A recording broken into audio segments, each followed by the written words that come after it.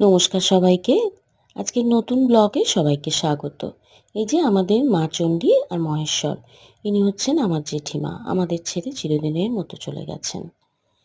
আগে আমার ২ দিদি চলে গেছে, তারপর জেঠামশাই চলে গেছেন, তারপর বাবা, তারপর আমার জেঠিমা। সেই আদ্র-সাদ্রের অনুষ্ঠানেই সবাই উপস্থিত হয়েছে।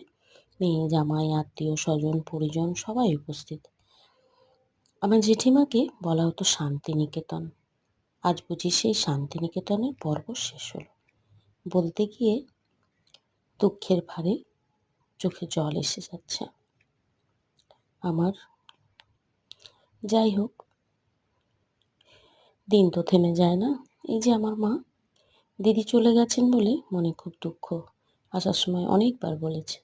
এই যে আমার ফুলদি রান্নাঘরে ব্যস্ত, আমার ছোট বৌদি, বড় বৌদি কিছুতেই ছবি তুলবে না। সবাই যে যার মধ্যে। যাই হোক, এই অনুষ্ঠান না হলে সবার সাথে দেখা হতো না। এই যে আমাদের নতুন বউ আর আমাদের মিষ্টি বৌমারা খেতে বসেছে, কিন্তু এখনো পাত পড়েনি। সবাই যে যার মতো কাজে ব্যস্ত। দুঃখের মাঝেও দেখুন, এগুলোর কোনো মায়া নেই আমাদের প্রতি। আর আমার মা নাতিকে ধরে খুব আদর। আমার ২ জামাইবাবু, ইনি হচ্ছেন আমাদের সবথেকে বড় জামাইবাবু। এই যে সবকিছুর মাঝে আমাদের জিতমোহন, ইনি হচ্ছেন আমাদের বড় দাদা, আমার দিদির ছেলে। আর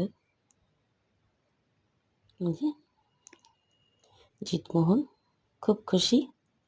আজকের ওয়েদার এত খারাপ, আসার সময় বৃষ্টি হচ্ছিল। ব্লগ ভালো লাগলে সবাই অবশ্যই আমাকে সাপোর্ট করবেন, সাবস্ক্রাইব করবেন। ধন্যবাদ। টাটা।